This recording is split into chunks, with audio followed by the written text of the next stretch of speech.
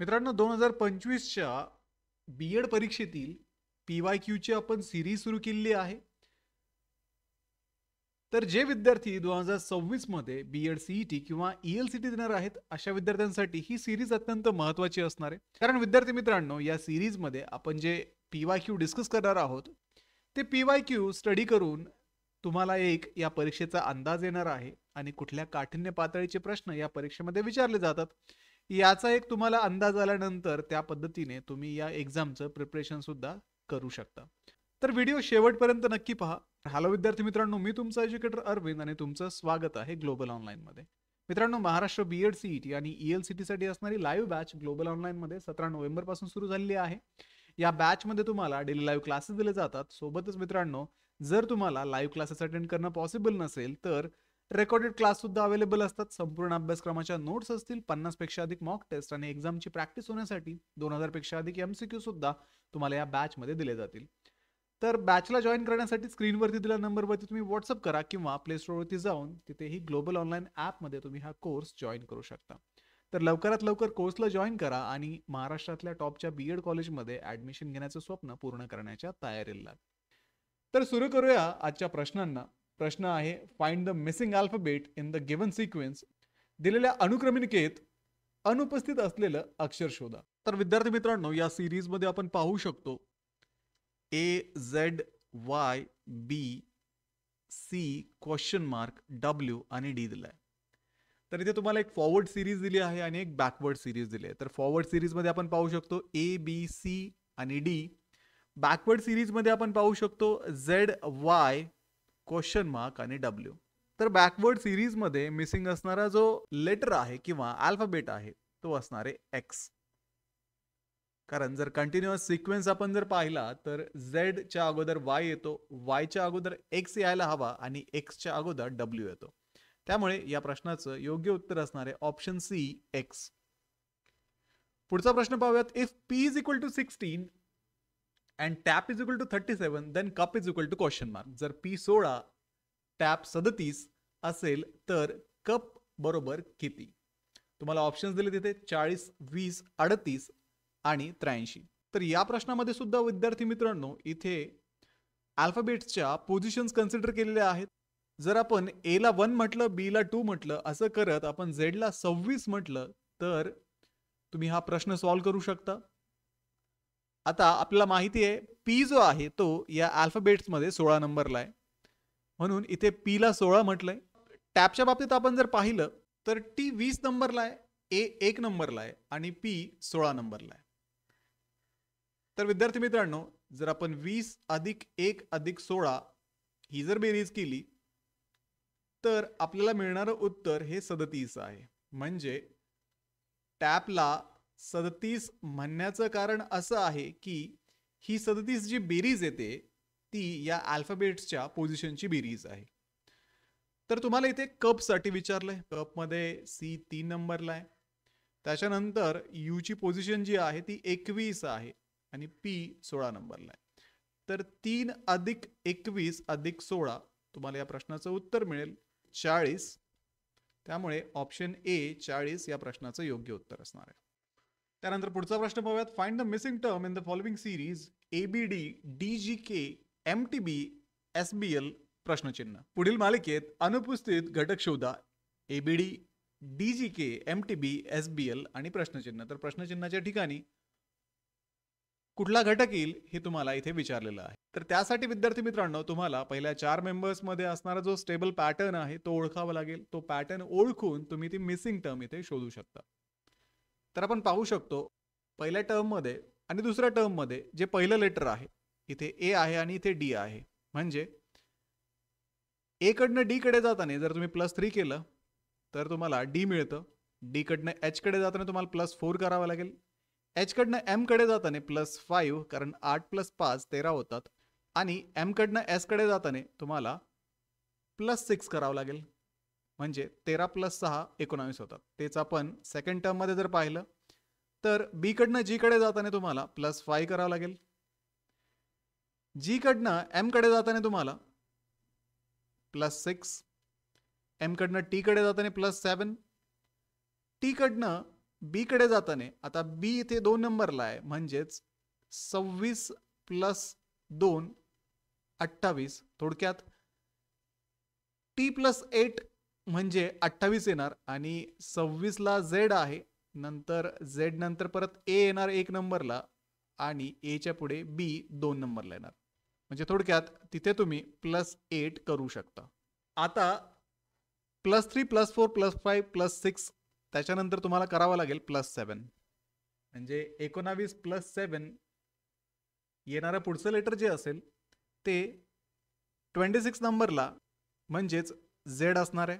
आता इथे तुम्हाला +5 +6 +7 +8 केलंय, म्हणजे पुढच्या टर्मसाठी तुम्हाला +9 करावं लागेल.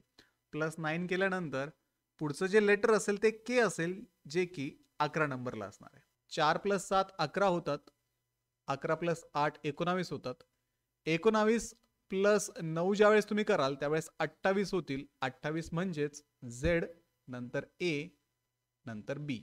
26 27 आणि 28 +9 केलं होतं, इथे +10 केलंय, म्हणजे 2 + 10 12 नंबरला एल असेल. आणि याच्या पुढची टर्म तुम्हाला पाहिजे असेल तर +7 +8 +9 +10 म्हणजे इथे तुम्ही करणार +11. तर एल +11 23 नंबरला असणारा अल्फाबेट तुम्हाला इथे लिहावा लागेल.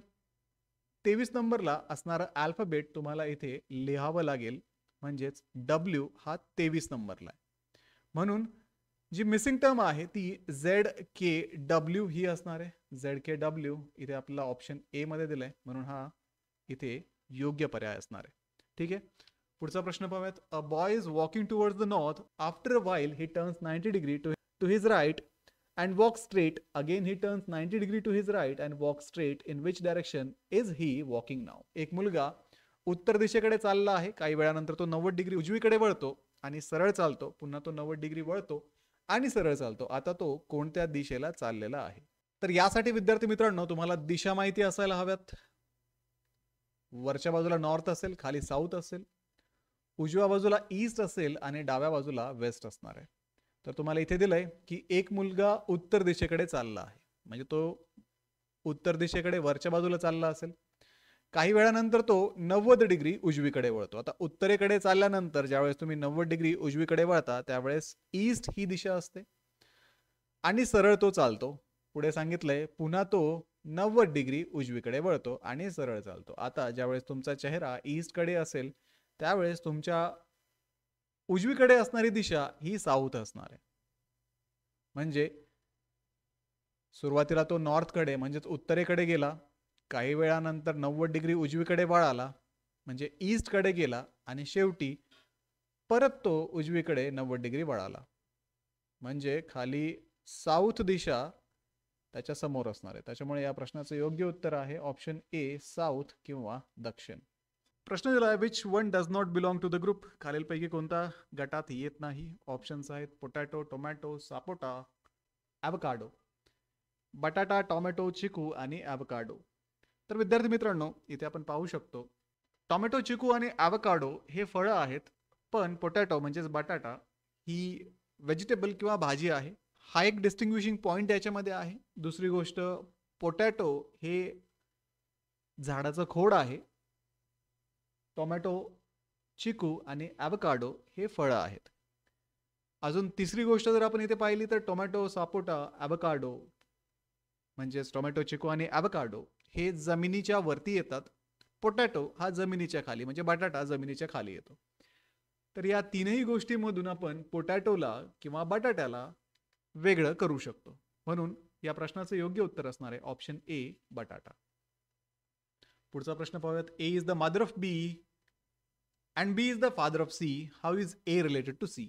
ए ही बी ची आई आहे, बी हा सी चा वडील आहे, तर ए चे सी शी नाते काय आहे? आता विद्यार्थी मित्रांनो ए इज द मदर ऑफ बी, ए ही बी ची आई आहे असं म्हटलंय, तर मग मागच्या जनरेशन मध्ये ए असणार, बी ही रिसेंट जनरेशन आहे. पुढे सांगितलंय आणि बी हा सी चा वडील आहे, तर बी हा सी चा वडील आहे, तर ए चे सी शी नाते काय आहे? तुम्हाला हे रिलेशन विचारलंय. पहिली गोष्ट ए ही आई सांगितलंय, म्हणजे ही फिमेल आहे, स्त्री आहे. बी हा मेल आहे आणि या बी ची ए आई आहे, पण सी जो आहे तो बीचा मुलगा किंवा मुलगी आहे. त्याच्यामुळे सीच्या वडिलांची आई ही सीची आजी असणार आहे. त्याच्यामुळे ऑप्शन ए ग्रँडमदर आजी या प्रश्नाचं योग्य उत्तर आहे. पुढे पाहूयात. If today is a Wednesday what day will it be 51 days from today. जर आज बुधवार असेल तर आजपासून 51 दिवसांनी कोणता वार येईल? तर विद्यार्थी मित्रांनो, इथे तुम्हाला ऑड डेज माहिती असणं आवश्यक आहे. तर 51 दिवसांमध्ये तुम्हाला किती ऑड डे येतात ते ओळखावं लागेल. त्यासाठी तुम्हाला 7ने 51ला भाग द्यावा लागेल. ज्यावेळेस तुम्ही 7ला 51ला भाग द्याल त्यावेळेस याचा भागाकार म्हणजेच कोशंट 7 असणार आहे आणि बाकी इथे 2 उरणार आहे. तर अशा प्रश्नांमध्ये आपल्याला बाकी महत्वाची असते. म्हणजे जी बाकी येईल ती तुम्हाला बुधवारमध्ये ऍड करावं लागेल, कारण आज तुम्हाला बुधवार सांगितलाय. तर वेनसडे म्हणजेच बुधवार नंतर येतो गुरुवार आणि गुरुवार नंतर येईल शुक्रवार. तर या प्रश्नाचं योग्य उत्तर असणार आहे फ्रायडे म्हणजेच शुक्रवार. जी बाकी येईल ती बाकी तुम्हाला आजच्या वारामध्ये ऍड करावी लागेल आणि त्याच्यानंतर येणारा दिवस तुम्हाला ओळखावा लागेल. त्यामुळे शुक्रवार येथे योग्य उत्तर असणार आहे. पुढचा प्रश्न तुम्हाला दिलाय. A man walks 5 kilometre towards the south and then turns left and walks 3 kilometre and again turns left and walks 5 kilometre. In which direction is he facing now? एक माणूस दक्षिणेकडे 5 किलोमीटर चालतो, नंतर डावीकडे वळून 3 किलोमीटर चालतो आणि पुन्हा डावीकडे वळून 5 किलोमीटर चालतो. तर तो आता कोणत्या दिशेला तोंड करून उभा आहे? जसं आपण मागच्या उदाहरणामध्ये दिशा दर्शवल्या होत्या तशा पद्धतीने आपण परत दिशा दर्शवून घेऊयात. नॉर्थ साऊथ आणि ईस्ट वेस्ट. तर माणूस दक्षिणेकडे 5 किलोमीटर चालतोय. दक्षिणेकडे 5 किलोमीटर तो चाललाय. पुढे तो डावीकडे वळालाय आणि 3 किलोमीटर चाललाय. आता तो डावीकडे 3 किलोमीटर चाललेला आहे. त्यानंतर पुन्हा डावीकडे वळून 5 किलोमीटर तो चालतोय. आता परत तो डावीकडे 5 किलोमीटर गेला. तुम्हाला विचारलंय तर तो आता कोणत्या दिशेला तोंड करून उभा आहे? तर आपण इथे पाहू शकतो तो नॉर्थ म्हणजेच उत्तर दिशेला तोंड करून उभा आहे. त्यामुळे या प्रश्नाचं योग्य उत्तर असणार आहे ऑप्शन ए नॉर्थ किंवा उत्तर. ठीक आहे विद्यार्थी मित्रांनो, तर हा जो प्रश्न आहे तो डिस्टन्स अँड डायरेक्शन म्हणजेच दिशा आणि अंतर या टॉपिक मधून आलेला आहे. तर या टॉपिक मधले प्रश्न सॉल्व्ह करण्यासाठी तुम्हाला दिशांचं ज्ञान असणं आवश्यक आहे. सोबतच तुम्हाला पेपरवरती जो पॅटर्न दिलेला आहे तो ड्रॉ करता यायला हवा आणि त्याच्यावरनं तुम्ही हे प्रश्न इझिली सॉल्व्ह करू शकता. Government has decided to ban the use of a plastic bags. Argument is given this will help in reducing pollution. People will now use cloth bags. Plastic bags are harmful to the environment. Which of the following argument are strong? Options are given. Option A only 1, option B only 2 and 3, option C only 1 and 3, option D all 1 to 3. सरकारने प्लास्टिकच्या पिशव्यांच्या वापरावरती बंदी घालण्याचा निर्णय घेतला आहे. इथे तुम्हाला युक्तिवाद दिलाय. यामुळे प्रदूषण कमी होण्यास मदत होईल. युक्तिवाद 2 दिलाय, लोक आता कापडाच्या पिशव्या वापरतील. युक्तिवाद 3 दिलाय, प्लास्टिकच्या पिशव्या पर्यावरणासाठी हानिकारक आहेत. तर खालीलपैकी कोणता किंवा कोणते युक्तिवाद मजबूत आहेत? ऑप्शन्स दिलेत तुम्हाला फक्त 1, फक्त 2 आणि 3, फक्त 1 आणि 3 आणि सर्व 1, 2, 3. अशा प्रकारचे प्रश्न सॉल्व्ह करण्यासाठी तुम्हाला इंडिपेंडेंटली स्टेटमेंट वाचावं लागतं आणि त्याला सपोर्टिंग आर्ग्युमेंट इथे ठरवावं लागतं.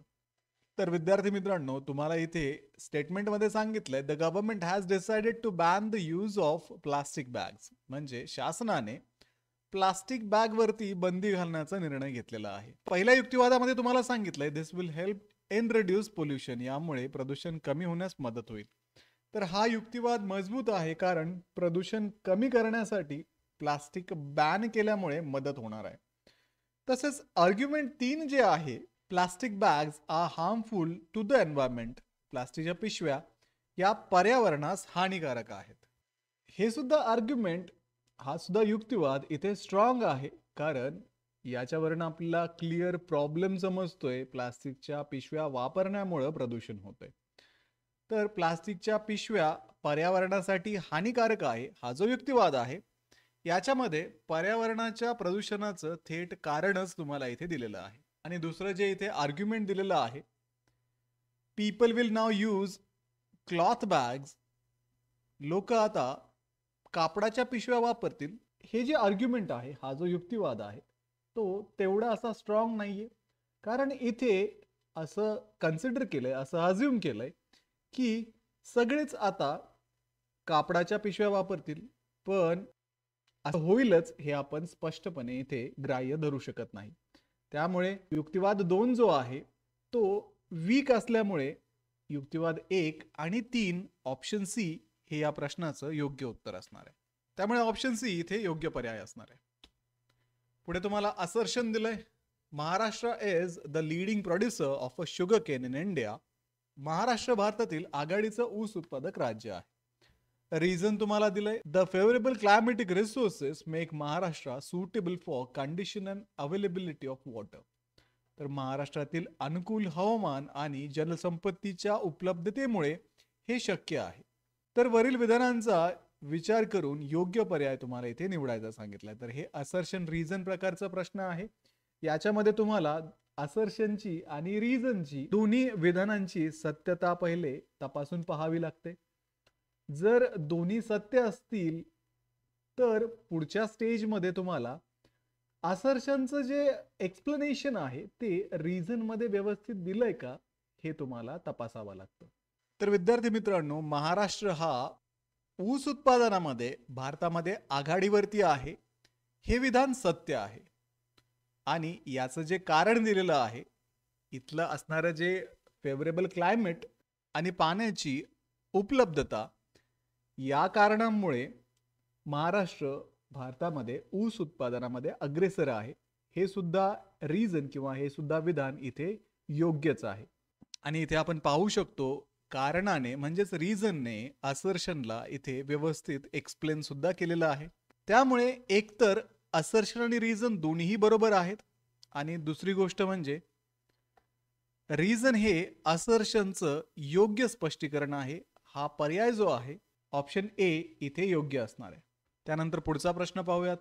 स्टेटमेंट दिलंय, the government has decided to provide free education to all children up to the age of 14.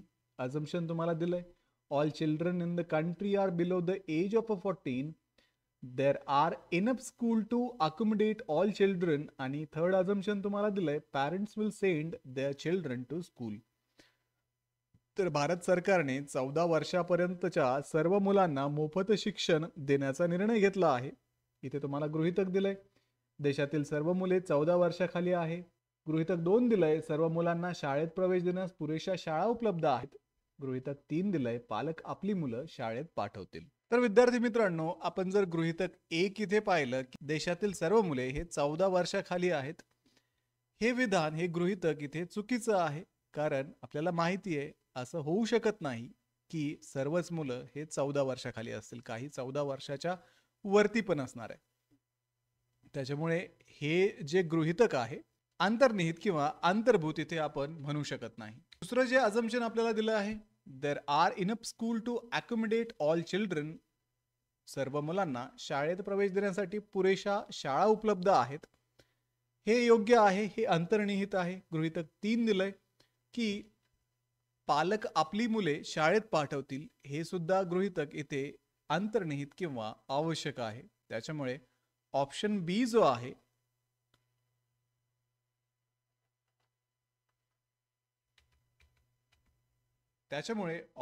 जो आहे ओनली 2 and 3, फक्त 2 आणि 3 हे गृहीतक इथे अंतर्निहित किंवा अंतर्भूत किंवा गृहीत आहेत. त्यामुळे ऑप्शन बी इथे योग्य आन्सर असणार आहे. पुढचा प्रश्न आहे, the government has decided to launch a special scholarship program to support students from economically weaker sections.